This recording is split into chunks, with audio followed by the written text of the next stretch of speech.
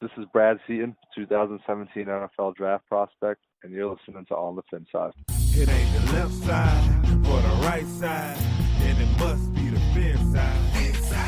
It ain't the left side or the Welcome right back, side. draft fans and Dolphins fans alike. This is Paul Pickett, and you're listening to On the Fin Side. Our NFL Draft Prospect interviews continue today with a player at a position of need for the Dolphins, Louisville offensive guard Khalil Hunter. Make sure you catch us out on YouTube, Spreaker, iTunes, Stitcher, and more, as well as on Facebook and Twitter. Khalil, welcome to the show, man. How you holding up with all this process going on out there for you? Oh man, it's going, Paul. It's been kind of tough, So- not getting as much exposure as I thought I would after having the season I did. But Tell us a little bit about your background and where you came from. I know you grew up in Orlando, but tell our listeners a little more about you. well, out of high school, in high school I didn't get. I had like 2 offers, but they're from small NAIA schools. So I decided I might as well take the JUCO route. My coaches kind of wanted me to take. They thought it would be better than going to NAIA. So I ended up going to Eastern Arizona JUCO. A 17-year-old just out in Arizona by himself. I think I left there and went there. I only had like $200 in my pocket, and it was mind blowing for real when I first got there. I was so young and never really left Florida. So once I got there, I ended up I started all the games there, all 22. I got there late to the last week of camp. I ended up starting my freshman year, and then that's when after the freshman year I made a highlight tape and started sending it through Facebook, whatever school I wanted to go to. I just add the O-line coach on Facebook and send them my highlight tape, and I'd be persistent with it until I got a reply. So after that, school started hitting me up, started getting offers and stuff. I ended up just choosing Louisville. I think that was probably the best decision out of school. I really enjoyed it here. I didn't play that much my junior year. I got to play a little bit. Then started all the games my senior year. Got to block for the Heisman Trophy winner. Got to play with an amazing team. Young guys. We're gonna be some big time prospects next year. So it's been fun to this point. So speaking of Louisville, I know a lot of Dolphins players that our listeners would be familiar with have come out of there, like Mark Clayton, Ron Davenport, and the always great former corner and current host with the Dolphins, Sam Madison. What would it mean to join them as former Louisville players that went to the NFL? Man, that would be amazing. It really would be, because when you come back to the school, it's like everyone appreciates you. All the big-time NFL guys come back and, the city just love you. It's like once you play here, everybody loves you. So that would be amazing to join those guys, especially for the Dolphins. Khalil, we see a lot of players come to the NFL without getting their degrees. I know you went the JUCO route. You went at 17, which is definitely an impressive thing. And then when you played in the Citrus Bowl this year, you actually managed to walk into the Citrus Bowl with your degree already in hand. What does something like that mean to you? Man, it was an amazing feeling, because growing up, I didn't even think I was going to go to college, let alone to big-time colleges like Louisville, and I became the first person in my family to get a degree, and, that was, big for my younger siblings to show them that, you can go do anything. The sky's the limit. You can do whatever you want to be. So it was I knew after that game, I didn't have to go back to school. I was just done. I could focus on training, preparing for pro day. Just football after that. So it was big for me. I know I just mentioned the Citrus Bowl, and I know you talked about your family and being from Orlando. How big was it, and what did it mean to you to play your final college game, degree in hand, sitting at home almost in front of all your family and friends? Man, that was a big moment for me. It was so emotional to look in the stands. People like my grandfather, he never got to see me play college football. My uncles, they never got to come out and see me. Being that I played so far away in Arizona, and then they didn't have the funds to come up to Louisville to see me play. So it was just perfect, to be able to finish in front of all my family. I had so many people there. It was amazing, especially after the game. We didn't finish how we wanted to finish, but at least I feel like I gave it my all. So watching your film, I see you get off your man and really get to the second level a lot. Tell us a little bit about that aspect of your game. Yeah, man. I like to just keep blocking. When we go through film, I like to I try to earn. We got plays called break plays or big blocks you make in the game. They'll give you a T-shirt for it. Like every play I go into it like thinking I need a break on this play. You know, like, and the only way to do that is to block to the whistle. So how our scheme was, I did a lot of pulling. So if you were watching Lamar Jackson highlights, you see me like pulling to the linebacker. He cut off the butt and he's gone. You know, that boy's fast. So it was fun. I just love, blocking to the whistle. I know a lot of linemen when they get to the next level, and I know you did a very good job when it came to pulling when I watched your film. But I know a lot of linemen when they get to the next level have to have some form of positional flexibility in terms of where they feel they can play along the line and where their best fits are. What would you say are some good fits for you along the line at the next level? I know obviously you're a guard first, but in addition to that. Well, the crazy thing about that is when I first got here, all my junior year, I played offensive tackle, believe it or not. And then I played offensive tackle and center, but I ended up just like being the second offensive tackle, rotating in sometimes, in some games. And then center is another position I can play. Cause like after playing here, you learn so much to where like I'm so knowledgeable of the game, like it's just so it slowed down. Like coming from JUCO running 3, 4, 5 plays to here running 40, 50 plays, different plays, you got to know a lot and you got to actually study the game. So I feel like coming here, I can play any position on the field. And the good thing about coming here was they made us get in left and right hand stance. We lined up. Well, my position was quick guard, so I would always line up away from the strength of the formation. So this is probably the first time I ever got into a left hand stance coming here, I think. So I feel like all season I played left and right guard, so that's good too. Yeah, no, that positional flexibility comes in really handy at the next level. So that's definitely a good thing to hear. What would you say? I know you played quick guard. I know you excelled at pulling, getting to the next level, blocking to the whistle. One of the biggest ways that we all improve in anything is knowing what our strengths are and what our areas are to work on. What would you say are some of your biggest strengths as well as your biggest area that you need to work on? I feel like a strength I have is the knowledge and the ability to pass block. I love like pass blocking. I take pride in it. You know what I mean? Because that's a one-on-one thing. You just can't get beat. But something I would think I should work on is like maintaining blocks. Like when I pull and like stop splashing off sometimes. Because at this level you were able to get away with it at this level, but like I think at the next level you got to stick and stay.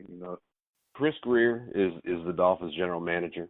On draft day, he's sitting in the war room, and this is a hypothetical question here, but he's got 3 or 4 different names sitting in front of him trying to decide who he wants to draft. If you had the opportunity to talk to him in that moment, knowing that your name was sitting there in front of him, what would you tell him to convince him that above those other guys, you are the guy to go with?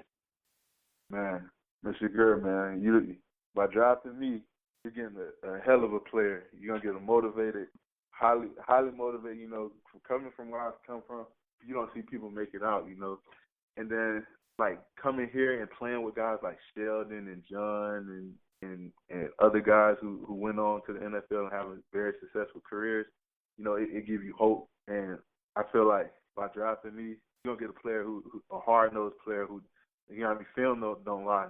I don't take nothing on the field. Very, very, very aggressive guy. That's something you want in the offensive guard. Very smart guy, study film. Look for blitzes. Like just a student of the game. So I feel like you can get one of the strongest players, fastest players on the team. You're gonna get an all-around athlete by drafting me. For you, what are some goals that you've set for yourself at the NFL level? To make it to the Pro Bowl, I want to come out. It's one thing to get there, but I want to just build a dynasty there. Like I strive to be the best I could be at wherever I go. Like in junior college, my second year first year I ended up being all conference, first team all conference. My second year I ended up being a JUCO All American. Then the 1 year I start in the ACC, I ended up getting all honorable mention. I just strive to be like the best I can be. So I'm going for the highest Pro Bowl and win the Super Bowl. Win multiple Super Bowls. Those are some good goals, man, and hopefully you'll get to do it in Miami from my own selfish perspective. But we'll pull for you anywhere you go. Maybe not so much with the Jets, but it's we'll pull for you, not the team. Now, if you were playing if you did end up on the Dolphins, you'd be playing alongside guys like Mike Pouncey, Juwan James, Laramie Tunsil, guys that have some experience in this league, guys that know how to be pros. What would you look to take away from guys like that in terms of the game itself? Those are guys like with experience, been in the league for multiple years. So I was trying to take away like, how did you, like ask questions like, how did you maintain, your this level for so long, like what drives you? Just get to know the person, like just get tips like how to take care of your body, like stuff like that for 16 game season. Hopefully 20 game season. So not 20, but you know what I mean. Hey, I know where you're going with that. It's 20 if you count it's 20 if you count the Pro Bowl, right? So we're good. Bowl, yeah. What advice would you give the young players out there? I know you mentioned coming out of where you come from, and what advice would you give the young players that wanted to follow in your footsteps to go to college to play ball, to go to the next level and play ball? Just stay with it, because there's been plenty of times where I'm off in JUCO and I just wanted to give up, but I just stayed with it. Just trust the process. There's gonna be times where you feel like giving up. Times you feel like it's not gonna work for you. Why you? But you just gotta stick with it, and things will happen for you. And grades. Make sure you get your grades. That's something I didn't do in high school, but I made sure I didn't do that in college. Ended up graduating from JUCO in 3 semesters, with like a 3.5 GPA, 3.6 GPA. So it was grades. I made sure that grades wasn't going to be my downfall the second time, like getting a second chance. So just stay with it and stay on your grades. School first. That kind of leads me into my next question. I know this gets bigger every year for the NFL, for colleges, for agencies and things like that, and it's always a great thing to see. But I know involvement in the community has gotten to be a really big thing and a really great thing. What can fans expect to see from you in terms of community involvement when you get to that next level?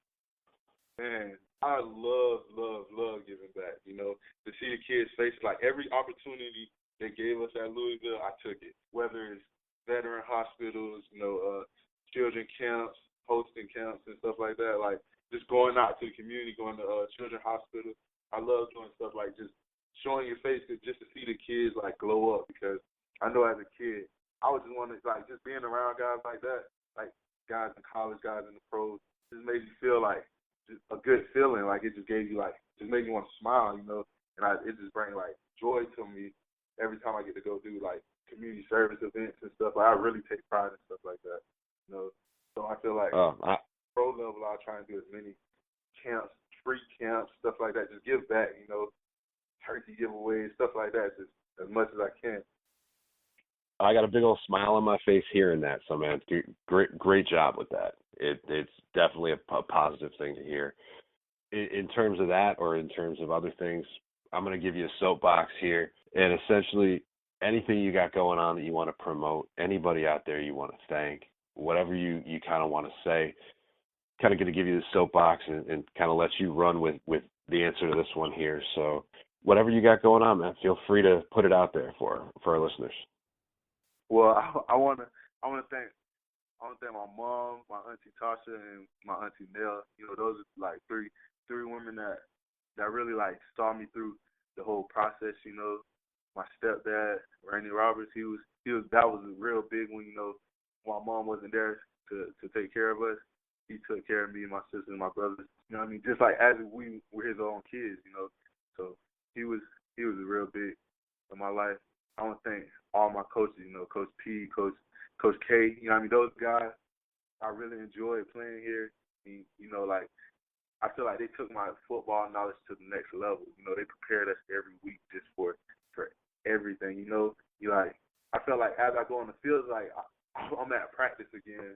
I just like the looks they gave us at practice were the looks you're gonna see in the game. So as long as you study, you were ready for the game. And I want to thank my agent Chris. You know what I mean, helping me out, setting me up for moments like this. All right, last question for you here, then, Khalil. And this is one I got to frame it up here. No one's gotten away from our show without answering, whether it's Dolphins CEO Tom Garfinkel, whether it's Dolphins legends and alumni, whether it's draft prospects, agents, media personalities. It doesn't matter. Everybody's had to answer this for us at least once when they've come on here. You ready for it? I'm ready for it. All right, man. So you roll up to that red light downtown Orlando, we'll go with. You've got your windows down. You've got your music player plugged in. You've got every song in your music player on shuffle, blaring through that radio. One song ends, and the next song's about to begin. What is the one song you have in your music player or iPod that you pray doesn't come on for everybody to hear you jamming out to in that car? Man, I'm going to be 100% honest with you. It might, I don't know how I got on my phone, but it might be Bad Blood by Taylor Swift. No, it's on there. It happened a couple times. Put the whole iPhone on shuffle. It just popped up. That's why I ended up veering off the playlist. You're the third lineman to come to us with being a Taylor Swift fan. So that's all right, man. Well, hey, Khalil, I appreciate you coming on today, man. Real big thanks from us. For our listeners out there, make sure you catch us out on Spreaker, Stitcher, iTunes, YouTube, and more. You can follow us on Facebook. You can follow us on Twitter. And on behalf of myself, on behalf of my co-host Brian Catanzaro, if it's not on the right side, it's not on the left side, it is on the fin side. Solo D, take us home. It ain't the left side or the right side, then it must be the fin side. It ain't the left side or the right side, then it must be the fin side.